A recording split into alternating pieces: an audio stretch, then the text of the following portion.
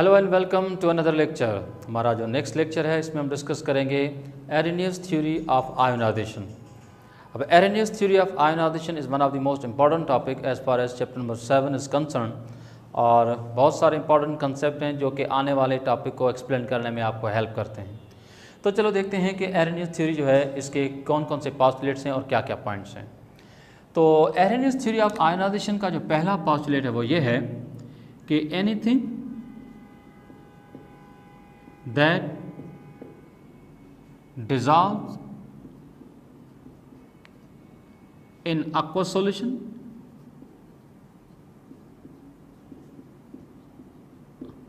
or melted dissociate into positive and negative ions, and then conduct electric current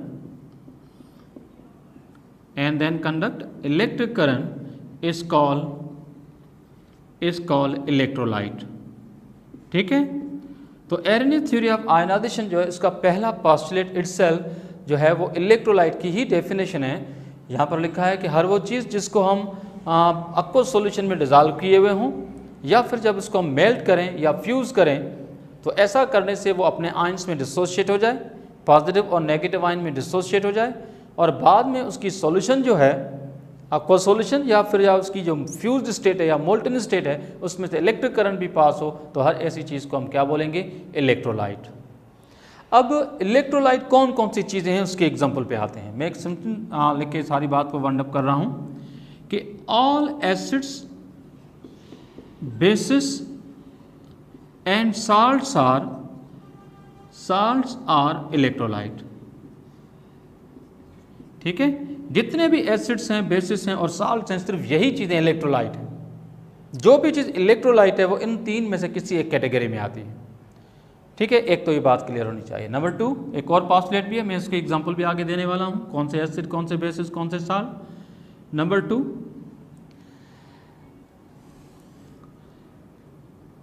charge on positive and negative ions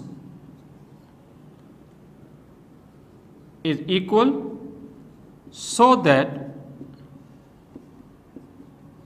solution as a whole remains electrically neutral।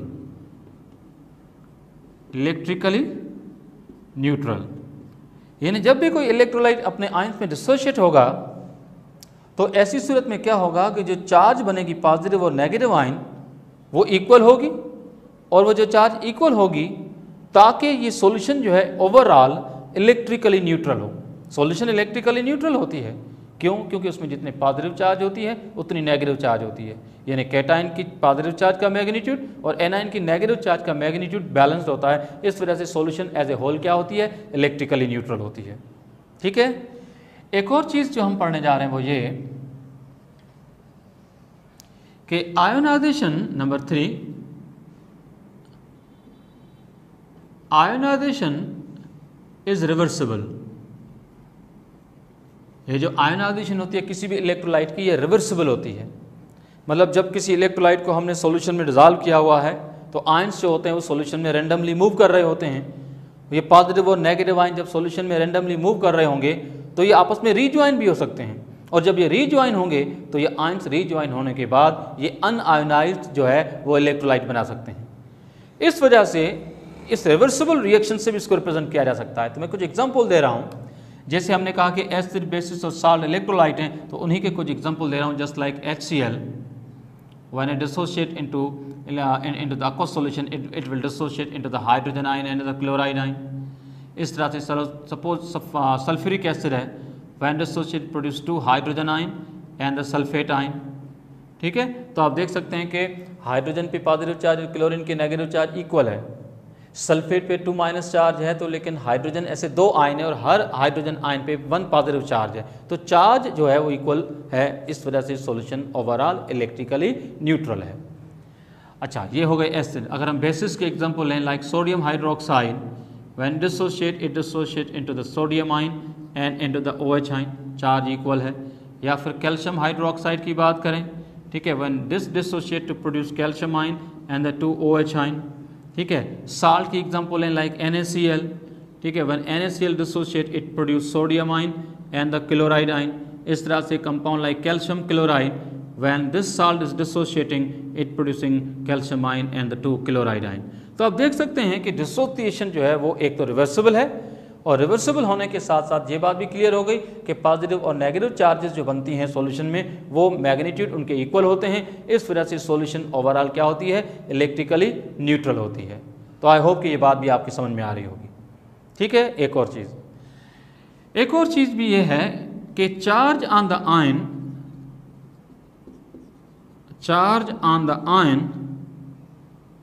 shows its valency। ये जो charge होती है ion के ऊपर, ये असल में उस आयन की कंबाइनिंग कैपेसिटी को रिप्रेजेंट करती है, उसकी वैलेंसी को रिप्रेजेंट करती है। तो आप सब जानते हैं कि जो आयन्स इनके ऊपर जो चार्ज है यही उसकी कंबाइनिंग कैपेसिटी है। तो आई होप कि ये पॉइंट भी आपकी क्लियर होगी। अब चलते हैं कुछ और पॉइंट की तरफ, जैसे कि पोस्टुलेट नंबर 4 बल्कि 5th पॉइंट यह है कि ionisation of an electrolyte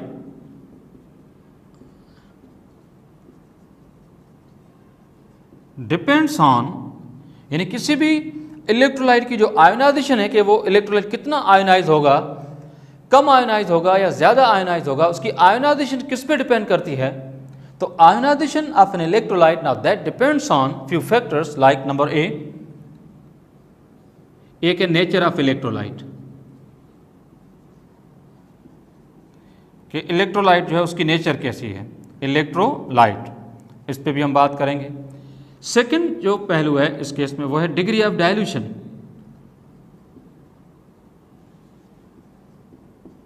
degree of dilution, कि हमने सॉल्यूशन को कितना डाइल्यूट बनाया हुआ है, कम बनाया हुआ है डाइल्यूट या ज़्यादा डाइल्यूट बनाया हुआ है। कम डाइल्यूट को आप कंसंट्रेटेड सॉल्यूशन भी कह सकते हैं। ठीक है, तीसरा फैक्टर जो कि इसको अफेक्ट करता है, नंबर सी, वो है टेम्परेचर। ठीक है, तो ये बेसिक 3 फैक्टर्स हैं जो किसी भी इलेक्ट्रोलाइट की आयनाइजेशन को कम और ज़्यादा कर सकते हैं। तो चलो देखते हैं कि nature of electrolyte, degree of dilution और temperature, how these 3 factors affecting the ionization of an electrolyte. तो मैं शुरू करने जा रहा हूं सबसे पहले फैक्टर पे। तो ज़रा देखें, इसमें जो पहला फैक्टर है number A, now this is the nature of electrolyte. Nature of electrolyte, nature of electrolyte में 2 बातें हम करेंगे। नंबर 1, एक होते हैं स्ट्रांग इलेक्ट्रोलाइट, ठीक है, एक होते हैं स्ट्रांग इलेक्ट्रोलाइट्स और दूसरे इसके अपोजिट में जो हैं वो होते हैं वीक इलेक्ट्रोलाइट। तो पहले देखते हैं कि स्ट्रांग इलेक्ट्रोलाइट क्या होते हैं। स्ट्रांग इलेक्ट्रोलाइट वो होते हैं जो ऑलमोस्ट कंप्लीटली आयनाइज्ड हो जाएं, यानी ऐसे इलेक्ट्रोलाइट जो ऑलमोस्ट कंप्लीटली आयनाइज हो जाएं, जिनकी आयनाइजेशन बहुत ज़्यादा हो, तो ऐसी सूरत में ऐसे इलेक्ट्रोलाइट को हम क्या बोलते हैं, इसको हम बोलते हैं स्ट्रांग इलेक्ट्रोलाइट। ये बात होते हैं कि जो आयनाइजेशन है वो रिवर्सिबल है, और रिवर्सिबल का मतलब है कि कभी भी आयनाइजेशन 100% नहीं होगी, यानी कोई भी इलेक्ट्रोलाइट अगर स्ट्रांग भी है तो वो ऑलमोस्ट आयनाइज तो हो सकता है, लेकिन 100% कभी भी जो है वो आयनाइजेशन पॉसिबल नहीं है। तो कुछ एग्जांपल दे रहा हूँ स्ट्रांग इलेक्ट्रोलाइट के, जस्ट लाइक सोडियम क्लोराइड, जैसे कि सोडियम नाइट्रेट, जैसे कि HCl, जैसे कि HNO3, जैसे कि सल्फ्यूरिक एसिड, जैसे कि सोडियम हाइड्रोक्साइड, जैसे कि कैल्शियम हाइड्रोक्साइड। ठीक है, so these are the quite strong electrolyte. ये जो इलेक्ट्रोलाइट्स हैं इनकी आयनाइजेशन जो है वो ऑलमोस्ट 70 to 80% से भी ज़्यादा होती है, कुछ की तो 90 to 95% होती है, जैसे कि सोडियम क्लोराइड है, HCl है, नाइट्रिक एसिड है। ये तो वो इलेक्ट्रोलाइट है जिनकी आयनाइजेशन 90 to 95% तक होती है। तो जितना आयनाइजेशन ज़्यादा होगी वो स्ट्रांग इलेक्ट्रोलाइट होंगे। तो these are the few electrolyte which are strong electrolyte. लेकिन इसके बरक्स अगर हम दूसरी बात करें, now these are called the weak electrolytes. जो वीक इलेक्ट्रोलाइट्स हैं इसको कैसे समझें? ठीक है, दे ओनली स्लाइटली आयनाइज्ड, यानी जिनकी आयनाइजेशन बहुत ही कम होती है, नेग्लिजिबल, बहुत कम आयनाइजेशन होती है। जो वो बहुत ही वीक इलेक्ट्रोलाइट्स होते हैं उसके कुछ एग्जांपल अगर मैं आपको दूं, फॉर एग्जांपल जैसे कि अगर मैं आपसे कहूं कि जैसे कि सिल्वर क्लोराइड, जैसे कि सिल्वर क्लोराइड, जैसे कि लेड आयोडाइड, ठीक है, जैसे कि कैल्शियम कार्बोनेट, जैसे कि जो है आप कह सकते हैं एस्टरिक एसिड, या आप कह सकते हैं बेंजोइक एसिड, दैट C6H5NCOOH, ठीक है, या carbonic acid, that is H2CO3 correction, या इवन अमोनियम हाइड्रोक्साइड। तो these are the few electrolyte which are the very weak electrolyte. अक्सर एक जुमला कहा जाता है कि जो मिनरल एसिड्स होते हैं वो स्ट्रांग इलेक्ट्रोलाइट्स होते हैं, जो कि ऑर्गेनिक एसिड्स होते हैं, जो कार्बोक्सिलिक एसिड्स हैं, वो कंपैरेटिवली मिनरल एसिड के मुकाबले में क्या होते हैं, वो वीक इलेक्ट्रोलाइट्स होते हैं। तो एक बात तो ये भी क्लियर होनी चाहिए कि नेचर ऑफ इलेक्ट्रोलाइट, जैसा इलेक्ट्रोलाइट होगा वो डिसाइड करेगा कि आयनाइजेशन कितनी होगी। तो स्ट्रांग इलेक्ट्रोलाइट जो होते हैं उसकी आयनाइजेशन ज़्यादा हुआ करती है, और वीक इलेक्ट्रोलाइट जो होते हैं उनकी आयनाइजेशन बहुत कम हुआ करती है। मतलब स्ट्रांग इलेक्ट्रोलाइट से जो इलेक्ट्रिक करंट ज़्यादा पास होगा, और वीक इलेक्ट्रोलाइट से जो इलेक्ट्रिक करंट है वो बहुत कम पास होगा। तो आई होप कि ये पॉइंट भी आपकी क्लियर होगी। अब एक और पॉइंट की तरफ आते हैं, number B, this is called degree of dilution. Degree of dilution कि जो सॉल्यूशन, जिस सॉल्यूशन को हमने बनाया है इलेक्ट्रोलाइट की, उसकी डिग्री ऑफ डाइल्यूशन क्या है। तो एक मैं पॉइंट यहां पर लिख रहा हूं, मैं यहां पर लिख रहा हूं कि degree of dilution is directly proportional to the ratio of solvent. यानी जो सॉल्यूशन आपने बनाई थी उसमें कितना सॉल्वेंट आपने ज़्यादा लिया है वो डिसाइड करता है डिग्री ऑफ डाइल्यूशन को। जितना सॉल्वेंट का रेशियो ज़्यादा होगा, इनडायरेक्टली आई मीन कि सॉल्यूट का रेशियो कम होगा, तो फिर सॉल्यूट कम होगा तो फिर आप जानते हैं तो डिग्री ऑफ जो डाइल्यूशन है वो क्या करेगी, वो डिपेंड करती है किस पे, वो करती है किस पे, सॉल्वेंट पे। तो अब डिग्री ऑफ डाइल्यूशन जो है ये किस तरह से काम करती है, तो ज़रा ध्यान से सुनेंगे कि सपोज एक वीक इलेक्ट्रोलाइट है, या मैं इस जुमले को यूं लिख लेता हूं कि ionisation of a weak electrolyte can be increased by increasing degree of dilution। यानी अगर एक वीक इलेक्ट्रोलाइट है, जैसे कि सपोज कर लेते हैं सिल्वर क्लोराइड है, सिल्वर क्लोराइड की सॉल्युबिलिटी जो होती है वो पानी में बहुत कम होती है। अगर आप चाहते हैं कि उसकी सॉल्युबिलिटी बढ़े तो given amount of silver chloride को कंप्लीटली डिजॉल्व करना है तो फिर आप पानी का रेशियो बढ़ाएं। इससे क्या होगा कि सॉल्यूशन तो डाइल्यूट बनेगी लेकिन सिल्वर क्लोराइड पूरा डिजॉल्व हो जाएगा। तो सॉल्वेंट का रेशियो बढ़ा के हम किसी भी इलेक्ट्रोलाइट की आयनाइजेशन को क्या कर सकते हैं, बढ़ा सकते हैं। तो आई होप सो ये बात आपकी समझ आ गई होगी कि how degree of dilution increase the ionization of an electrolyte. अगर वीक इलेक्ट्रोलाइट है उसकी आयनाइजेशन तक को भी हम बढ़ा लेते हैं by increasing the degree of dilution. तीसरे फैक्टर की तरफ चलते हैं, now that is the temperature. Now just simple listen, the third point over here is the temperature। ठीक है, याद रखो कि ionisation is directly proportional to temperature. किसी भी इलेक्ट्रोलाइट की जो आयनाइजेशन है वो टेम्परेचर से डायरेक्टली प्रोपोर्शनल है। टेम्परेचर बढ़ेगा तो इंटर आयनिक अट्रैक्शन कम हो जाएंगी, आयंस की सेपरेशन जल्दी हो जाएगी, और सॉल्यूशन में आयन जल्दी बनेंगे और ज़्यादा बनेंगे तो फिर हम क्या कहेंगे, आयनाइजेशन क्या हो गई, वो बढ़ गई। तो टेम्परेचर जो होता है वो क्या करता है, आयनाइजेशन को बढ़ाता है, क्योंकि टेम्परेचर के बढ़ाने से इंटरमॉलिक्यूलर फोर्सेस वीक हो जाती हैं, आयंस एक दूसरे से जल्दी अलग हो जाते हैं। ठीक है, और आप जानते हैं कि जब इंटरमॉलिक्यूलर फोर्सेस को एनर्जी ओवरकम करेगी तो इंटरमॉलिक्यूलर फोर्सेस तो टूट जाएंगी, तो इस वजह से आयंस जल्दी बन जाते हैं और ज़्यादा बन जाते हैं। तो आई होप कि ये बात भी आपकी क्लियर होगी कि टेम्परेचर आयनाइजेशन को कैसे बढ़ाता है। सपोज करें कि कोई वीक इलेक्ट्रोलाइट है, उसकी आयनाइजेशन को बढ़ाना है, एक वीक इलेक्ट्रोलाइट है उसकी आयनाइजेशन को बढ़ाना है, तो हम टेम्परेचर बढ़ा के ये मामला कर सकते हैं। तो चलते हैं आगे एक और पॉइंट की तरफ ज़रा देखें, वो ये कि ionisation is not affected by the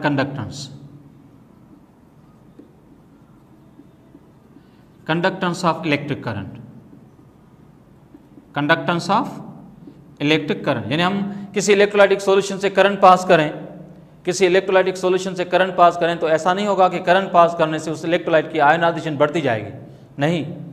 देखो भाई, आप सब जानते हैं कि करंट तो तब पास होगा जब आयनाइजेशन हो चुकी होगी, आयन सॉल्यूशन में बन चुके होंगे। तो आयनाइजेशन बाद का प्रोसेस है या पहले का प्रोसेस है? आयनाइजेशन पहले का प्रोसेस है, कंडक्टेंस बाद की बात है। तो इस वजह से यह कहना कि कंडक्टेंस जो है उससे जो है आयनाइजेशन बढ़ती है, ऐसा बिल्कुल भी नहीं है। तो आयनाइजेशन जो है is not affected, means ionisation is independent of conductance. हाँ, अगर आप कंडक्टेंस करेंगे तो क्या होगा, ठीक है, तो मैं यहां पर लिख लेता हूं कि bypassing electric current, bypassing electric current through electrolytic solution, ठीक है, electrolytic solution, ions will migrate towards their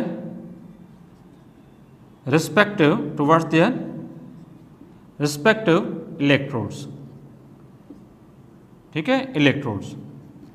देखो, कंडक्टेंस से सिर्फ एक ही काम होगा, जो आयन सॉल्यूशन में पड़े होंगे वो अपने अपने इलेक्ट्रोड की तरफ जा रहे होंगे। और आप सब जानते हैं कैटायंस जो होते हैं वो कैथोड पे माइग्रेट करेंगे और वहां जाके डिस्चार्ज होंगे, और जो एनायंस होते हैं वो एनोड पे जाएंगे और वहां जाके डिस्चार्ज होंगे, ठीक है। तो मेरे ख्याल में ये बात क्लियर हो गई कि करंट के पास करने से हम आयनाइजेशन को नहीं बढ़ा सकते। तो मेरे ख्याल में ये बात कतई तौर पे क्लियर होनी चाहिए। तो आई होप कि ये जो थ्योरी ऑफ आयनाइजेशन है ये क्या कंसेप्ट देती है इसका बेसिक समझ रहे होंगे। अब आते हैं the flaws of this theory, the defect of this theory. इस थ्योरी के डिफेक्ट क्या हैं? तो नाउ लेट्स बिगिन। इस थ्योरी के जो डिफेक्ट्स हैं इस पे हम बात करेंगे। तो आप ज़रा देखें कि डिफेक्ट्स ऑफ द थ्योरी, ठीक है, थ्योरी ऑफ आयनाइजेशन के डिफेक्ट क्या हैं, ठीक है। इसमें कुछ चीज़ें हैं जो कि हमें जो है देखनी पड़ेंगी, जैसे कि हमने कहा कि भाई ये जो थ्योरी ऑफ आयनाइजेशन है ये कहती है कि कोई भी इलेक्ट्रोलाइट जब डिसोसिएट होता है अपने आयंस में तो आयंस जो होते हैं वो इंडिपेंडेंटली मूव कर रहे होते हैं। तो चलो मैं देखता हूं कि आयंस अगर इंडिपेंडेंटली मूव करते हैं तो ऐसी कौन सा कंसेप्ट है, ऐसा कौन सा आइडिया है जो इस बात को नकारता है, जो इस बात को अपोजिट में लेता है। तो ज़रा देखें कैसे। तो सबसे पहली पॉइंट में लिख रहा हूं कि according to this theory ions are independently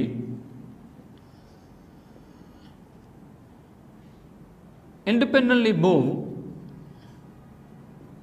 randomly in the solution। ये थ्योरी क्या कहती है कि जो आयंस होते हैं वो जब एक बार सॉल्यूशन में आ जाएं तो वो इंडिपेंडेंटली और रैंडमली सॉल्यूशन में मूव कर रहते हैं। पर यह बात हमारी समझ से बाहर है, क्योंकि आप सब ने एक टॉपिक पढ़ा है कि जब एक बार ये आयंस बन जाएं, सॉल्यूशन में अगर एक बार ये आयंस बन जाएं सो ये आयंस जो होते हैं दे बिकम हाइड्रेटेड। मतलब इन आयंस की क्या होती है? हाइड्रेशन। तो ये थ्योरी इस हाइड्रेशन वाले आइडिया को जो है वो समझा नहीं पाती। आयंस तो बनेंगे, लेकिन आयंस जैसे ही बनेंगे आयंस को वाटर मॉलिक्यूल क्या कर लेंगे? सराउंड कर लेंगे। तो आयंस के बारे में जो इंडिपेंडेंस है, एक फ्रीडम है, ठीक है, फ्रीडम क्वेश्चन मार्क है। क्यों? क्योंकि हम जानते हैं कि ions must be attracted by the solvent molecules like water, और वाटर मॉलिक्यूल आयंस को हाइड्रेट कर लेगा। तो इस आयन की फ्रीडम का जो है ऑप्शन वो हमारी समझ से बाहर है। ये थ्योरी तो कहती है कि आयंस रैंडमली मूव कर रहे होंगे, पर जैसे करंट पास करेंगे तो फिर तो आयन अपने अपने इलेक्ट्रोड पे जा रहे होंगे, लेकिन ये आयन तो हाइड्रेटेड होते हैं, वाटर मॉलिक्यूल तो उनको सराउंड किए हुए होते हैं, वाटर मॉलिक्यूल इनको जो है बाइंड किए हुए होते हैं, तो ये मॉलिक्यूल या जो आयंस होते हैं ये किस तरह से इंडिपेंडेंट हुए, ये फिर किस तरह से इजीली अपने इलेक्ट्रोड पे जाते होंगे। तो ये बात समझ में नहीं आ रही, एक तो ये चीज़ है। दूसरा मसला ये थ्योरी जो हल नहीं करती वो ये कि this theory does not explain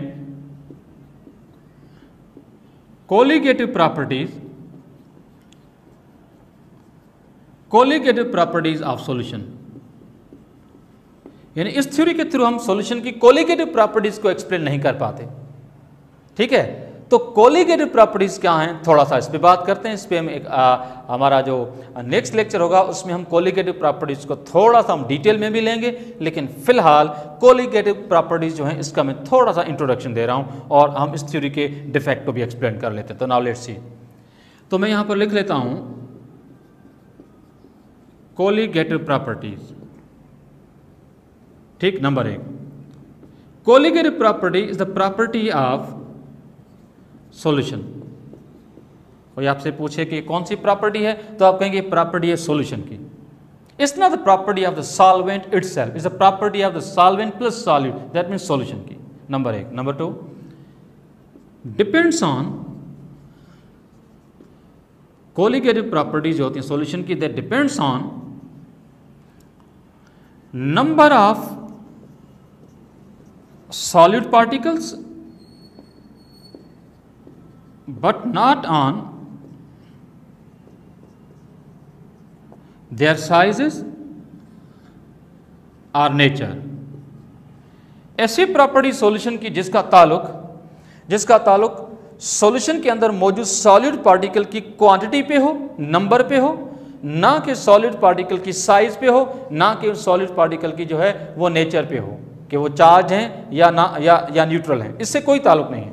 number of particle कितने वो डिसाइड करती है। अब कोलिगेटिव प्रॉपर्टीज जो हैं इसमें जो प्रॉपर्टीज आती हैं like elevation in boiling point, मतलब बॉइलिंग पॉइंट का बढ़ना, depression in melting point, melting point का कम होना, ठीक है, एंड ऑस्मोटिक प्रेशर जो होता है उसका भी बढ़ जाना। तो ये चंद प्रॉपर्टीज हैं जो कि कोलिगेटिव प्रॉपर्टीज हैं, और भी हैं but few of them are like this. तो चलो भाई इस बात को समझने के लिए हम एक्सप्लेन करते हैं कि मामला कैसे चलता है। Look at the way. Suppose करें कि अगर मैं आपसे कहूं कि 1m NaCl सॉल्यूशन है और मेरे पास 1m मैग्नीशियम क्लोराइड की सॉल्यूशन है, इसके थ्रू समझने की कोशिश करते हैं। यानी 1 मोलर सोडियम क्लोराइड की सॉल्यूशन है और 1 मोलर मैग्नीशियम क्लोराइड की सॉल्यूशन है। तो सोडियम क्लोराइड की सॉल्यूशन में क्या होगा कि जब सोडियम क्लोराइड डिसोशिएट होगा तो सोडियम क्लोराइड सॉल्यूशन में होने के बजाय उसके आयन पड़े होंगे, तो आप देख सकते हैं कि sodium ion and chloride ion. तो सोडियम क्लोराइड के 1 मोल ने टोटल मोल ऑफ आयन कितने प्रोड्यूस किए, तो हम कहेंगे 2 मोल्स। अब बताओ कि 2 मोल कौन से, 1 मोल सोडियम आयन, 1 मोल क्लोराइड आयन, टोटल हुए 2 मोल्स। लेकिन मैग्नीशियम क्लोराइड जब डिसोशिएट होगा तो आप जानते हैं कि बनेगा मैग्नीशियम आयन और प्लस में 2 बनेंगे क्लोराइड आयन। तो जो 2 क्लोराइड आयन बने हैं तो टोटल नंबर ऑफ मोल्स जो वो कितने हैं, 3 हैं। तो हम कहेंगे यहाँ पर 3 मोल्स ऑफ आयन बने। तो बताओ कि दोनों सॉल्यूशन की मोलरिटी सेम है, मैग्नीशियम क्लोराइड और सोडियम क्लोराइड, लेकिन बताओ कि किस सॉल्यूशन में बॉइलिंग पॉइंट में एलिवेशन ज़्यादा होगी, तो आपका जवाब होना चाहिए मैग्नीशियम क्लोराइड। क्यों? क्योंकि मैग्नीशियम क्लोराइड की 1 मोलर सॉल्यूशन जो है उसमें नंबर ऑफ पार्टिकल ज़्यादा हैं। And how many are these? 3 moles. So that's the way how we are describing the colligative property. Arrhenius theory जो है आयनाइजेशन की, ये कोलिगेटिव प्रॉपर्टीज को एक्सप्लेन नहीं कर रही, उसके बारे में कोई आइडिया नहीं देती। So that's all about this topic. Thank you, अल्लाह हाफिज़।